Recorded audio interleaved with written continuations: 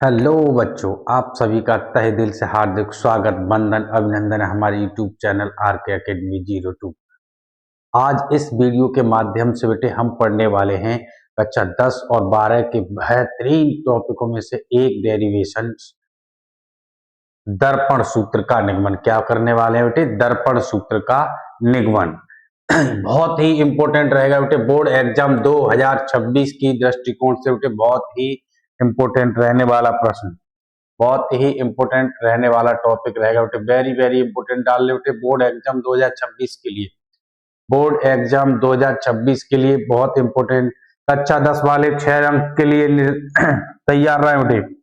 6 अंक में पूछा जाएगा कक्षा 6 10 वाले बच्चे, ठीक है बेटे। चलिए अब चलते बेटे डेरिवेशन में। हम सबसे पहले बेटे चित्र बनाते हैं। ये लीजिए, हमने बेटे एक लिया अवतल दर्पण। क्या ले रहे हैं बेटे? हमने एक अवतल दर्पण लिया बेटे। ये लीजिए, चित्र संभाल के देखिए बेटे। चित्र मेन रोल इसमें केवल इस फिगर का ही होता है। मान लीजिए हमने एक अवतल दर्पण बेटे M1 और ये रहा बेटे M2, यानी एक अवतल दर्पण क्या लिया बेटे? M1 M2 लिया है, और इस पर ये हमने क्या कर दिया बेटे? कलई कर दिया।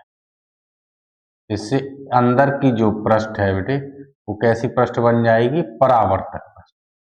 ये हमारा क्या बन जाएगा फिर? अवतल दर्पण।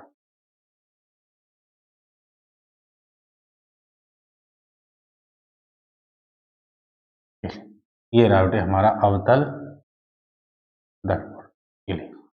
ये रहा हमारा अवतल दर्पण बनके। अवतल दर्पण की ये लीजिए, ये हमारा है मुख्य अक्ष। ये क्या रहा बेटे? हमारा मुख्य अक्ष। ये दर्पण के जस्ट बीचों बीच में जो बिंदु रखते हैं बेटे, इसको क्या कहते हैं बेटे? दर्पण की रेखा जो खींची गई है इसको कहेंगे बेटे दर्पण की मुख्य अक्ष। ये जो रेखा है बेटे इसको कहते हैं मुख्य अक्ष। और ये जो इस बिंदु पर है, यहाँ इस बिंदु को कहा जाता है बेटे दर्पण का ध्रुव। एक एक बात बेटे समझेंगे, हाँ वीडियो में अंत तक बने रहे बेटे। इसे कहते हैं दर्पण का ध्रुव।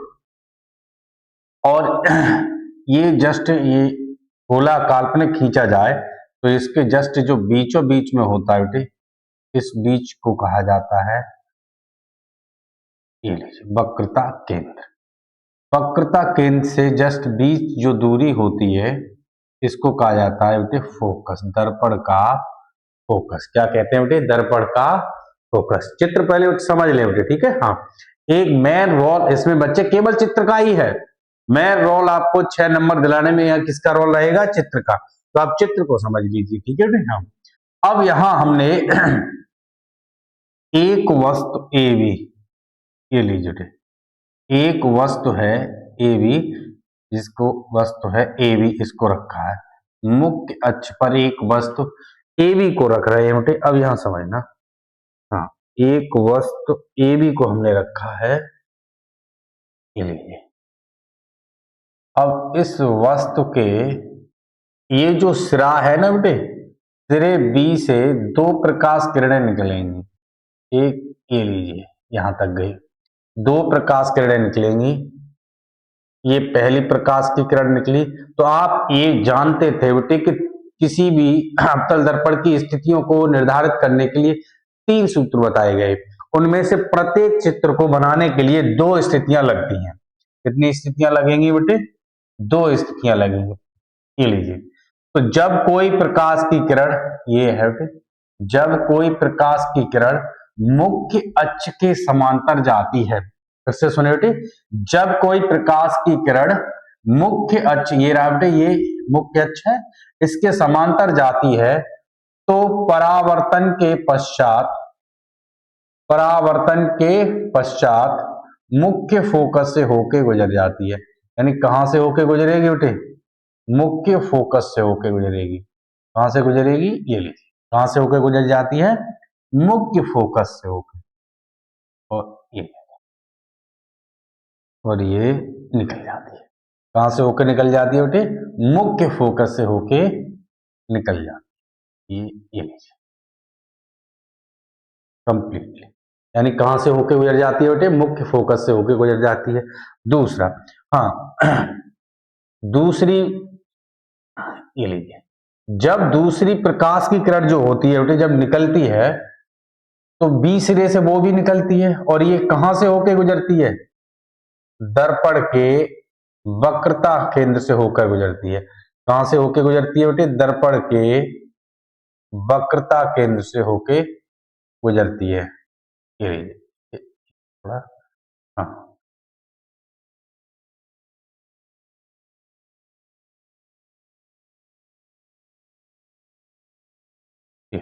तो दर्पण के कौन से केंद्र से होकर गुजरती है बेटे, वक्रता केंद्र से।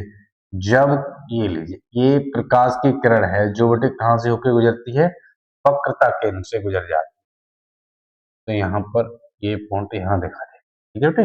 तो कहां से होकर गुजरती है, वक्रता केंद्र से होकर गुजरती है। जब बेटे कोई प्रकाश की किरण वक्रता केंद्र से होकर गुजरती है ना, तो दर्पण से परावर्तन के पश्चात वापस उसी मार्ग पर लौट आती है। कहां लौट आती है बेटे, वापस उसी मार्ग पर लौट आती है। और ये दोनों परावर्तित किरणें जहां मिलती है ना बेटे, यहां ये मान लीजिए यहां मिलती है, तो वहीं पर वस्तु का प्रतिबिंब बनता है। वहीं क्या बन जाता है बेटे, वस्तु का प्रतिबिंब बनता है। ये रहा बेटे वस्तु का प्रतिबिंब, इसी कहेंगे बेटे ए डैश, और ये बना बेटे टी डैश। मेन रोल इसी चित्र का है। अब ये समझ गए आप चित्र। और यहां से ये जो आपतन बिंदु है बेटे डी, जहां पर कोई प्रकाश की किरण गिरती है उसे कहते हैं आपतन बिंदु। तो यहां से हमने ये लंब डाला बेटे, ये लंब है डी एन, यानी एक लंब डाला बेटे हमने डी एन। अब आप एक बार चित्र को देख लीजिए, उसके बाद में लिखना सिखाता हूं कि लिखा कैसे जाता है। यदि आप चाहते तो कुछ अभ्यास मैंने देखा है डायरेक्टली कर देते हैं, हाँ समरूप त्रिभुज डायरेक्ट तो लेंगे। 6 नंबर की बात है प्यारे बच्चे, हाँ इसलिए कोई भी कम से कम इस फिगर के बारे में हमको लिखना अनिवार्य है, ठीक है बेटे। चाहे मेरा बोर्ड भर जाएगा, मैं दोबारा से लगा दूंगा, लेकिन आपको कंप्लीटली जानकारी दी जाएगी, ठीक है बेटे। हाँ अब यहां समझिए, हमने इस चित्र में क्या देखा बेटे, हमने देखा सर एक अवतल दर्पण है M1 M2, एक अवतल दर्पण है, एक अवतल दर्पण है जिसका ध्रुव P है, फोकस F है तथा वक्रता केंद्र C है। क्या है बेटे, वक्रता केंद्र C है। अब यहां पर बेटे हम थोड़ी इनकी ये लीजिए दूरियों को देखते हैं। अब यहां देखें बेटे थोड़ा सा ये जो प्रतिबिंब है ना बेटे, तो कोई भी दूरी दर्पण में जो नापी जाती है वो सदैव कहां से नपती है, दर्पण के ध्रुव से नपती है। हाँ बिल्कुल सच कहा बेटे कि कहां से नापी जाती है, दर्पण के ध्रुव से नापी जाती। तो यहां से देखें, अब हमारी ये जो वस्तु है ना वो कहां से नपेगी सर, दर्पण के ध्रुव से। तो वस्तु की जो दूरी है बेटे यू, यानी वस्तु की जो दूरी रहती है बेटे वो क्या रखते हैं हम, यू, और ये यहां तक पटरी और प्रकार को लेके बैठे बेटे, ठीक है। फिगर के लिए फिगर बढ़िया, जितना शानदार होगा अंक उतने ही बढ़िया मिलेंगे, ठीक है बेटे। हाँ तो वस्तु की दूरी हमने यहां से निर्धारित कर ली बेटे, क्या होती है, यू होती है सर। और जहां वस्तु का प्रतिबिंब बनता है उस दूरी को बेटे व्यक्त किया जाता है वी से। किससे व्यक्त करते हैं बेटे, वी।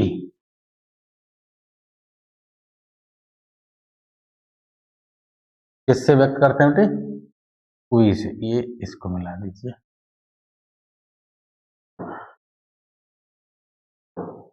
थोड़ा मिस्टेक हो गया बेटे।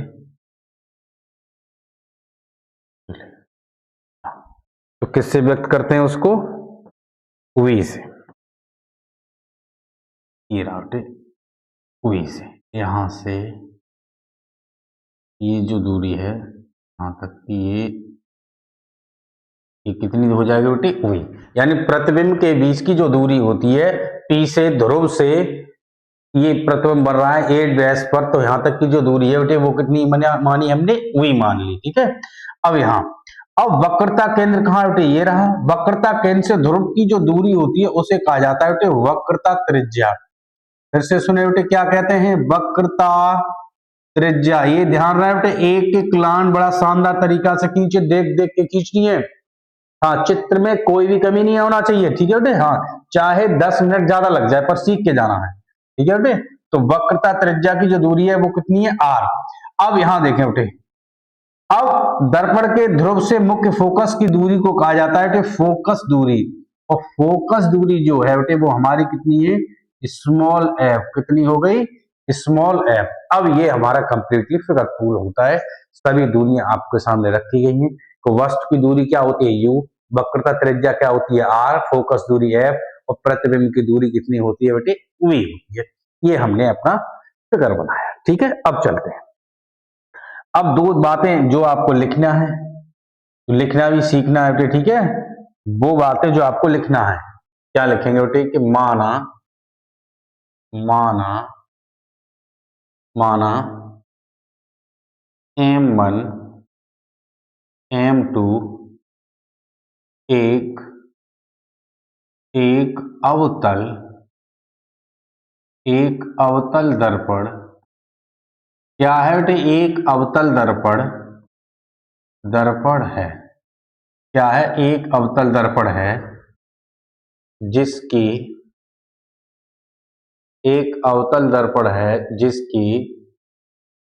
वक्रता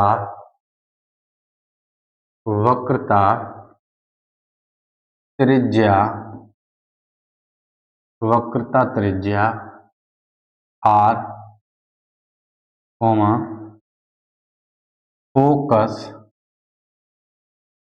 फोकस दूरी क्या थी बेटे, स्मॉल f। देखो फोकस दूरी यहां तक की कितनी है, फोकस दूरी स्मॉल f है। फोकस दूरी कितनी है बेटे, स्मॉल f है। दर्पण, जो भी आप चित्र में देख रहे हैं बेटे उन सभी का उल्लेख क्या करता है, ठीक है। कम से कम वहां पर आपको 5 से 6 लाइनें तो भरनी होती है इससे, ठीक है, जैसे अच्छा लगे। क्या 6 नंबर वाली बात है बेटे, हाँ, ये नहीं कि एक लाइन लिखा है भाग आए। तो दर्पण का ध्रुव, कितना होता है बेटे, ध्रुव कितना है ये, ध्रुव P वक्रता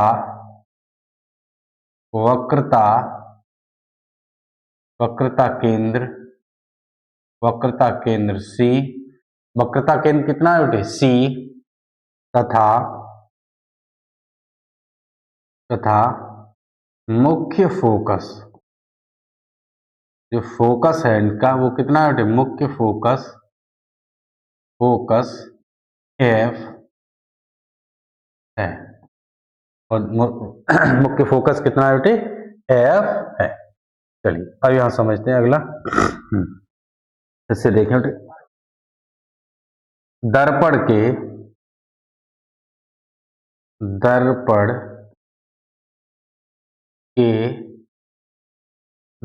के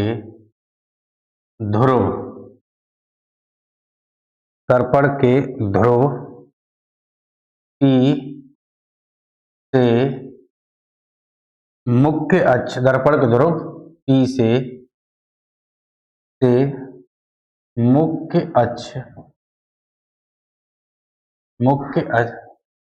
मुख्य अक्ष पर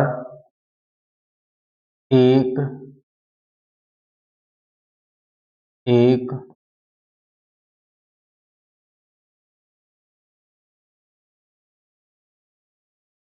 मुख्य,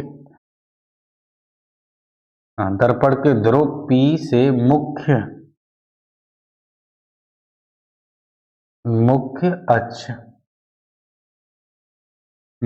अक्ष पर एक वस्तु, बताइए बेटे वस्तु कौन सी थी हमारी, ये भी एक वस्तु ए भी रखी, या कह सकते हो बेटे यू दूरी पर रखी है, ठीक है, यू दूरी भी कह सकते हो। वस्तु ए भी रखी है जिसका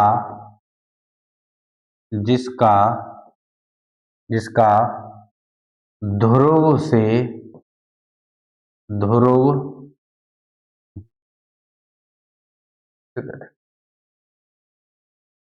जिसका ध्रुव से वी दूरी पर प्रतिबिंब वी वी दूरी पर प्रतिबिंब ए डैश बी डैश बनता है। ये बातें हमको दो चार इसमें लिखनी है, जिससे हमारा जो डेरिवेशन है थोड़ा बड़ा सा लगे। ठीक है बेटे, हाँ एक बार इसको देख लीजिए बेटे। हाँ आपने लिख लिया होगा। अब आप चलते हैं डेरिवेशन। एक बार इसको बेटे कागज पेन ले लिए बेटे, नोट डाउन करें बेटे, इसको नोट डाउन कर लीजिए बेटे, प्रत्येक बच्चा इसको नोट डाउन करे। और हाँ बच्चे जो इस चैनल पर नए हैं बेटे, वो चैनल को सब्सक्राइब अवश्य कर लें, चैनल को अवश्य कर सब्सक्राइब कर ले बेटे। चलिए, और ये हम इसको बिगाड़ देते हैं। ये तो आपने नोट कर लिया होगा। ठीक, अब इसी के नीचे यहां से चलेंगे बेटे। ठीक है, हाँ ये आपने उतार लिया, उसके नीचे लिखना। ये तो हमारी जानकारी हो गई चित्र से। ये जो जानकारी आपको लिखनी थी वो आपने इतना ठीक लिखी है। अब यहां से चलते हैं। यहां से है बेटे, इसका मेन रोल यहां से चलता है। ठीक है, तो ये रहा आपका मेन रोल। ये लीजिए, आप चाहे यहां से भी लिख सकते हैं दो चार बातें, अगर वो ना लिखना चाहें तो आप यहां से कंसल्टी बनाए रखिए, एक एक पॉइंट को समझने का प्रयास करें। यहां से चलने के लिए क्या होता है कि हम इनके अंदर दो समरूप त्रिभुजों को पहचानेंगे। एक समरूप त्रिभुज क्या होता है बेटे, जिनके रूप समान हो, छोटे बड़े से कोई मतलब नहीं होता है, माप से कोई नहीं मतलब होता है। देखना बेटे, एक समरूप त्रिभुज आपको ये दिख रहा, ये लीजिए एक समकोण त्रिभुज ये रहा, और एक देखना बेटे ये रहा, ये इनके साथ अटैचमेंट था। ठीक है बेटे, तो यानी आपने समरूप त्रिभुज में क्या होता है बेटे, इनकी भुजाओं का जो अनुपात होता है वो समान होता है। ठीक है, हाँ अब यहां लिखेंगे बेटे, अतः यहां से मेन पॉइंट है बेटे, एक एक बात समझिए। अतः समरूप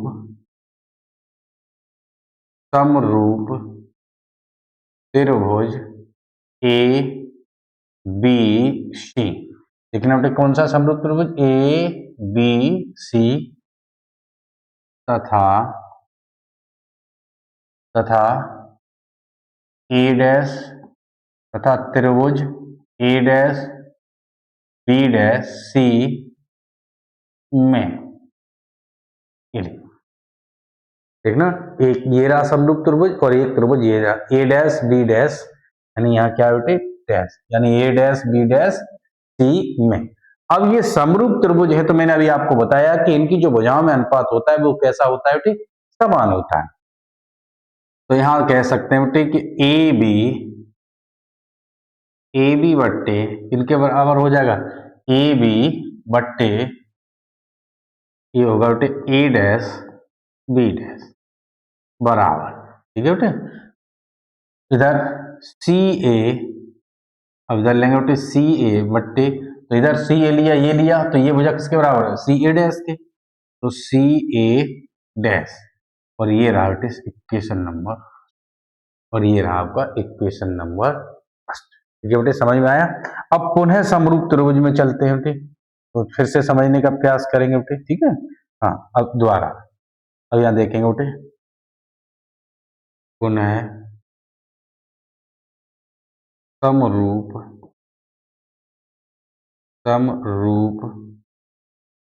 त्रिभुज। अब यहां पर दो समरूप त्रिभुज फिर देखते हैं। देखना बेटे, ये रहा समरूप त्रिभुज, एक ये समझना, ये जो लंब डाला है ये देखो इनको, यानी डी एन एफ, एक समरूप त्रिभुज क्या है, त्रिभुज क्या बना, डी एन एफ, और कौन सा बन जाएगा बेटे, A dash B dash F, यानी ये दोनों समरूप त्रिभुज हैं। तो समरूप त्रिभुज क्या लिखेंगे, एक त्रिभुज क्या है आपका D N D N D N F, हुआ डी एन एफ हो गया बेटे, और कौन सा हो जाएगा एक A dash B dash F, त्रिभुज A dash B dash F में। मोस्टली इंपोर्टेंट प्रश्न, बहुत ही मोस्टली इंपोर्टेंट डेरिवेशन है बेटे, आराम से समझिएगा, एक एक पॉइंट को समझाने का प्रयास किया जाएगा आपको, ठीक है बेटे।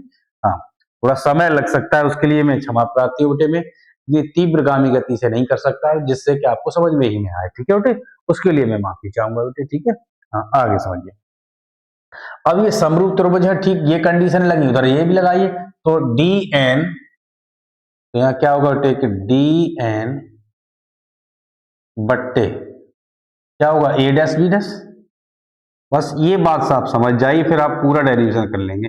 ए डैश बी डैश बराबर डी एन बट्टे ए डैश बी डैश हो गया यहां समरूप में। अब यहां से एफ एन, जिसको लिख सकते हैं आप एफ एन बट्टे एफ ए डैश, यहां से क्या बन जाएगा बेटे एफ ए डैश, यहां समझिए।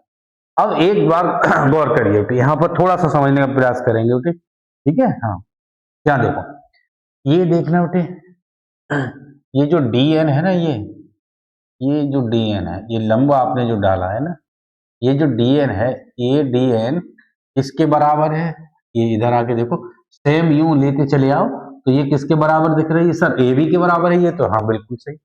यानी मैं कह सकता हूं कि डी एन बराबर है बेटे किसके, ए बी के। ये लो, तो डी एन बराबर है ए बी के, तो यहां पर क्या हो सकता है, डी एन की जगह ए बी बट्टे, तो क्या बना बेटे A dash B dash is equal to F N बट्टे में एफ ए डैश।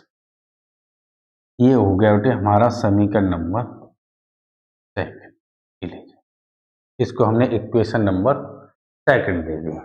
चाहे तो आप एक और लिख सकते हैं, यदि दर्पण नहीं हाँ, ये आपने नोट कर लिया बेटे, ठीक है, ये नोट डाउन हो गया सभी का, एक बार देख लीजिए, ये आपने ये नोट डाउन कर लिया बेटे, क्योंकि इनकी अभी आवश्यकता पड़ेगी। हाँ, अब ये मैं थोड़ा इनको, हाँ, बोर्ड थोड़ा छोटा पड़ जाएगा बेटे, इसलिए मैं इनको थोड़ा हटाऊंगा, ठीक है, ये रहा।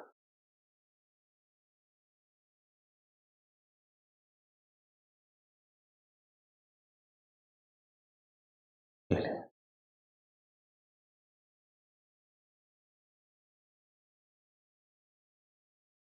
ये मैंने यहाँ लगा दिया, ठीक है बेटे, ये जिससे कि आपको थोड़ा बहुत समझ में आते रहेंगे। ये ले।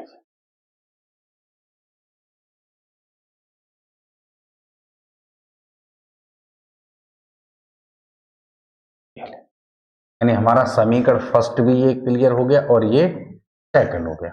अब यहां देखते हैं बेटे, समीकरण फर्स्ट और सेकंड से समझना, यहां देखते हैं बेटे, अब समीकरण समीकरण फर्स्ट व सेकंड से, समीकरण फर्स्ट और सेकंड को देखते हैं बेटे, तो आपने देखा कि ए बी बट्टे ए डैश बी डैश यहां पर भी है, ए बी बट्टे ए डैश बी डैश यहां पर भी है, यानी समीकरण फर्स्ट और सेकंड एक दूसरे के कैसे हैं बेटे, समान है, यानी बराबर है। तो हम ए बी बट्टे ए डैश बी डैश की जगह क्या लिख सकते हैं, एफ एन बट्टे एफ डैश। हाँ, तो यहां लिखा जा सकता है बेटे कि सी ए बट्टे सी ए डैश बराबर में किन के बराबर है, एफ एन बट्टे एफ ए डैश, ये लीजिए, यानी ये इनके बराबर है दोनों, ये देखो ये दोनों कैसे हो गए, फिर सेम हो गए। अब आप एक बात समझिए, यहां लिखते हैं कि यदि यदि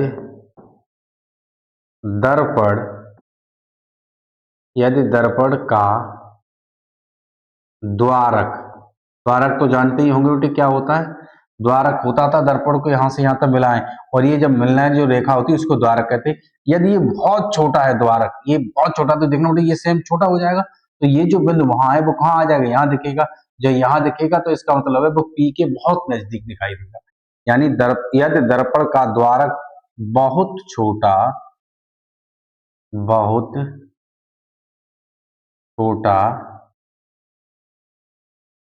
है तब यदि ये ऐसी कंडीशन है तो हम कह सकते हैं बेटे कि एफ एन बराबर हो जाएगी बेटे एफ टी के। इसके बराबर हो जाएगी बेटे, यानी जो एफ एन है यानी ये कहाँ दिखाई देगा हमको, पी के बराबर दिखाई, पी के समान जगह पर दिखाई देगा। तो इसका मतलब ये बना बेटे कि अतः सी ए अपॉन सी ए डैश बराबर एफ एन की जगह हम क्या लिख सकते हैं बेटे, सर एफ पी बट्टे एफ ए डैश, क्या लिख सकते हैं बेटे, एफ ए डैश, ये हाँ बेटे दिखाई दे रहा है, ठीक है। उतार लें बेटे, एक एक प्रश्न को बहुत ही सरलता के साथ समझते चलेंगे बेटे। डेरिवेशन काफी इंपॉर्टेंट है बेटे, और जो बच्चे हमारे साथ वीडियो पर नए जुड़े हैं बेटे चैनल को सब्सक्राइब कर ले। मैं इसी प्रकार से आपको एक एक बेहतरीन डेरिवेशनों को हल करता हुआ आगे चलूंगा, ठीक है बेटे। अब यहाँ देख लेते हैं, इन्हें बिगाड़ देते हैं, ठीक। अब आपको डेरिवेशन पर चलते हैं, अब इनकी कोई आवश्यकता नहीं रही। अब हम चलते हैं आपके प्रश्न पर। यहाँ पर कौन था, ठीक था। अब आप समझना है पर अपना एक एक प्रश्न को समझते हुए चलते। ये तो थोड़ा कलर चेंज कर दूं जिससे आपको दिक्कत ना आए पहचानने में कि इसके बाद हम यहाँ हैं। ये ठीक है। अब इनके मान रख दीजिए। अब यहां देखते हैं कि सी ए क्या है, देखो हमें सी ए के मान कैसे निकालना है वो समझना। ये है बेटे सी ए, यहां से यहां तक की दूरी ये है, केवल सी है। क्या आपको मैंने जब भी ये चित्र बनाया क्या यहां से यहां तक की कोई दूरी बताई? ये तो आपने बताया ही नहीं सर, तो आप नाम कहां से लेंगे जब है ही नहीं तो इसका मतलब है कि मैं यदि ये दिखाऊं बेटे कि दूरी अभी मैंने आपको बताया कहां से नापती है, सर आपने कहा था कि पी से नापती है, ध्रुव से नापती है, तो आपने पी से यहां तक की दूरी ली सर, सही है। तो देखना बेटे पी से यहां तक की दूरी क्या हो गई, पी ए, और पी ए में से अगर मैं बेटे पी सी यहां तक की दूरी को घटा दूं तो कौन रह जाएगा बेटे, केवल ए सी यानी सी ए रह जाएगा या नहीं रह जाएगा?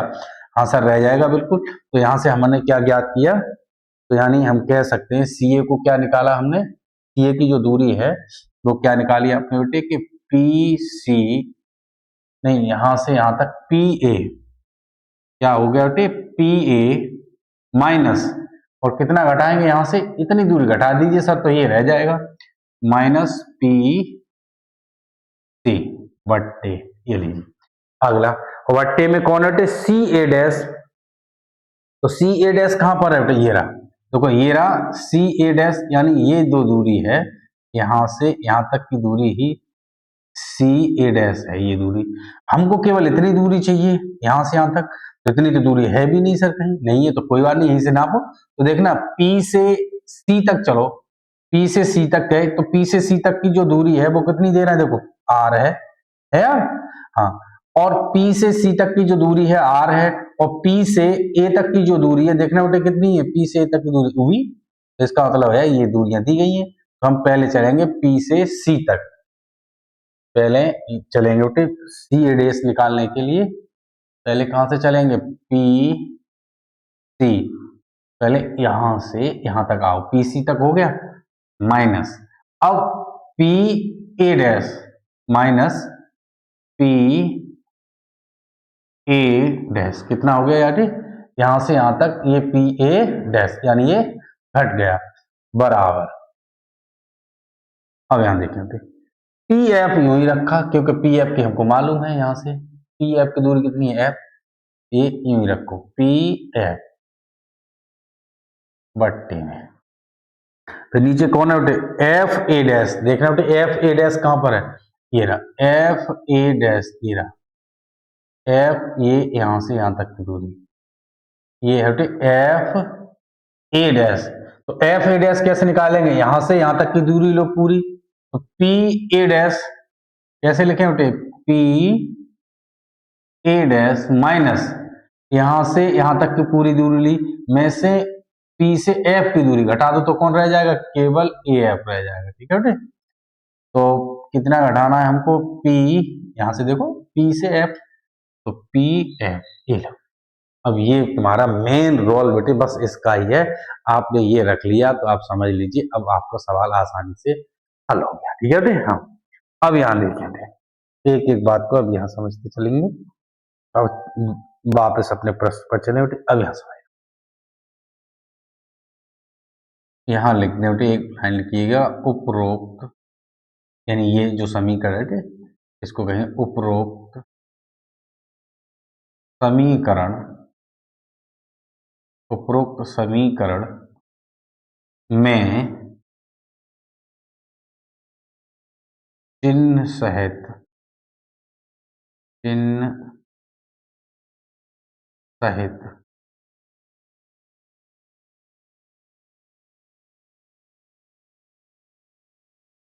चिन्ह सहित, चिन्ह सहित मान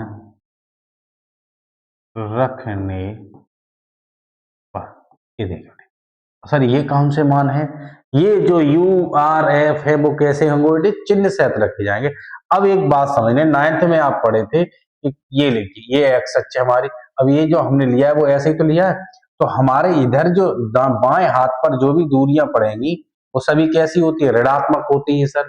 तो इसका मतलब है कि देखना ध्रुव से इधर की जो दूरियां सभी कैसी है, ऋणात्मक, बाएं हाथ पर है तो बाएं हाथ पर है, तो एफ यू बी आर सभी कैसे रहेंगे, ऋणात्मक। ठीक है, और समझ में आया बेटे ऋणात्मक क्यों लेंगे, हाँ निर्देश ज्यामिति के अनुसार। और यहाँ समझ तो रखें बेटे, इसमें मान रखते चलिए एक एक प्रश्न को।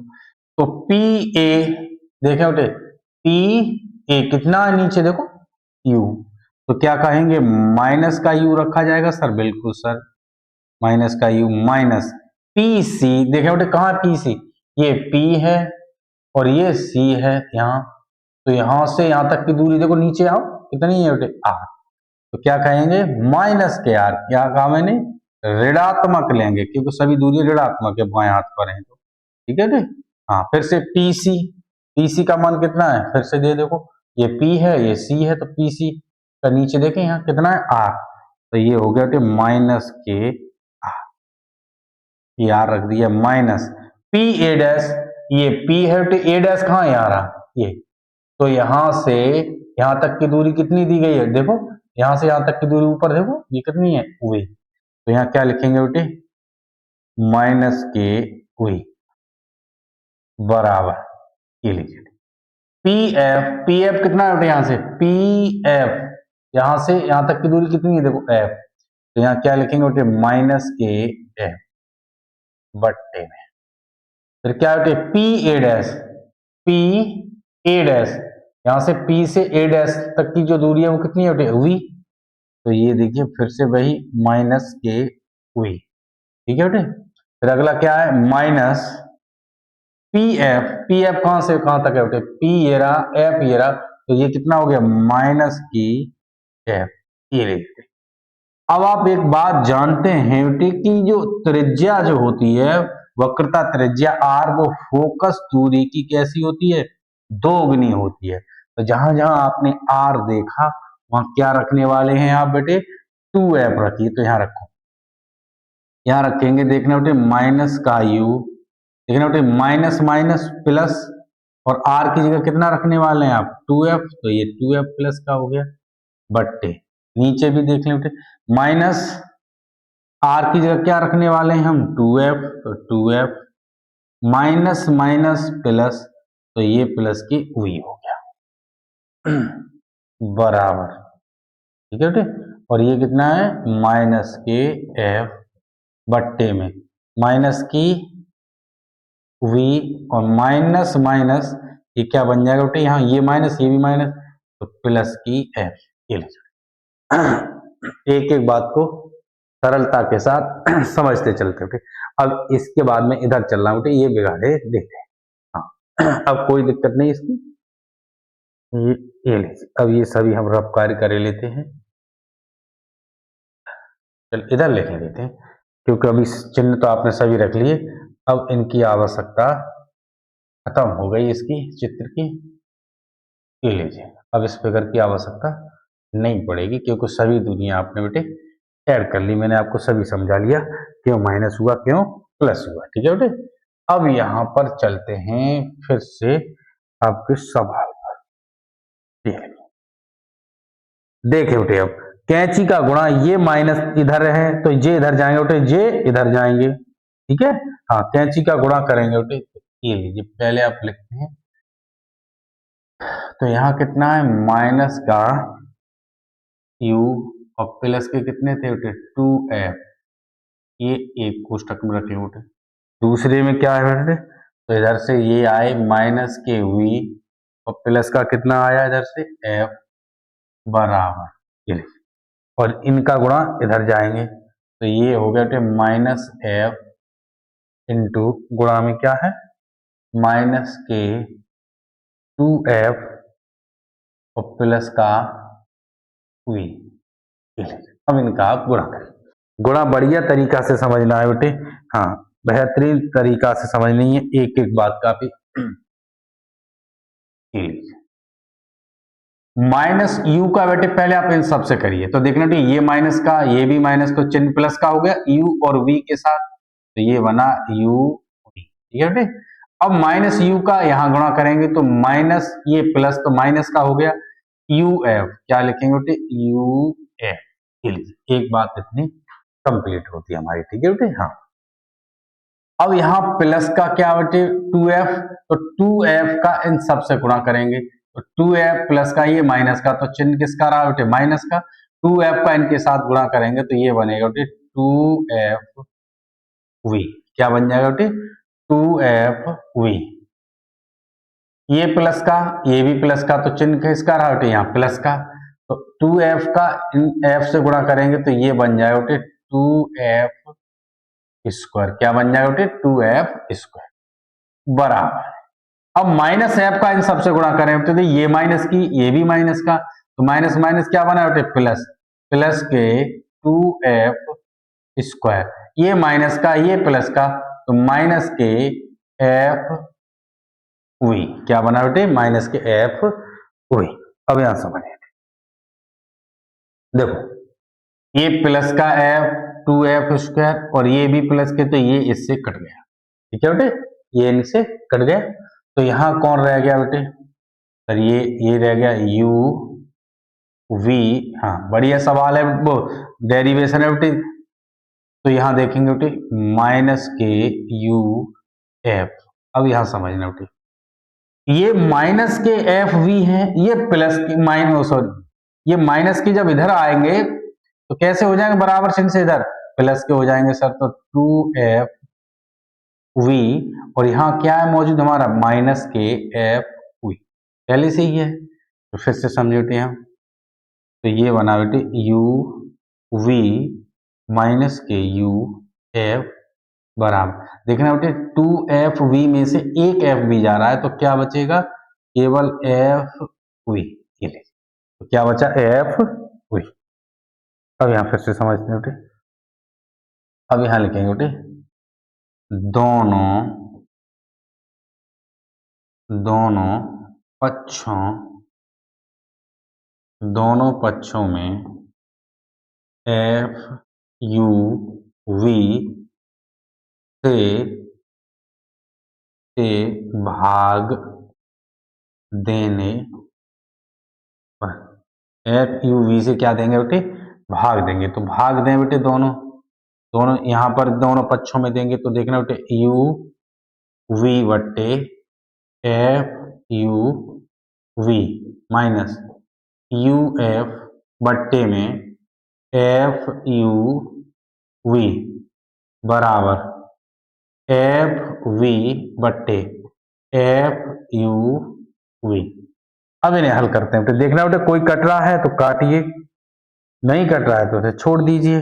देखो देखना बेटे एफ यू वी से यू वी कटा यहां पर, ये ए यू एफ से ये एफ कट गया और यू से यू कट गया, तो यहां पर भी इन दोनों से देखना ये एफ कट गया और ये वी कट गया। ठीक है बेटे, हाँ अब इधर आइए, इधर ये तो नोट कर लिया होगा बेटे अब, ठीक है हाँ, अब इसे मैं बिगाड़ दे रहा हूं, ये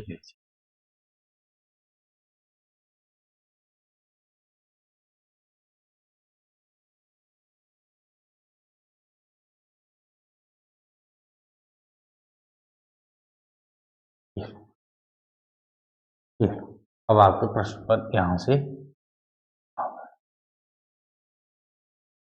ठीक है। यहाँ कौन कौन बचा बेटे, ये देखिए कौन कौन बच रहा है वो देखते हैं। देखो कौन बचा सर, यहाँ से ये कटा तो एक वन ऊपर बचा सर, वन लिखे बेटे। नीचे कौन बचा सर, एफ है तो एफ लिख लीजिए बेटे। माइनस का सर यहाँ कौन बचा, माइनस का यहाँ बचा है बेटे वन अपॉन वी बचा। बराबर में कौन बचा है बेटे, ऊपर ये वन तो वन अपॉन नीचे कौन बचा है बेटे यू, सर यू बचा है तो यू लिखे बेटे। अब यहां से समझना बेटे कि मैंने वन अपॉन एफ यूं ही रखा बराबर, ये माइनस का है बेटे, जब इधर गया होगा तो किसका बना, प्लस का सर, वन अपॉन वी, और इधर प्लस का पहले से ही मौजूद था बेटे वन अपॉन ई।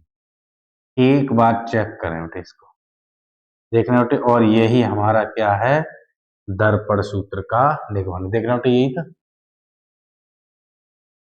और यही आपका डेरिवेशन।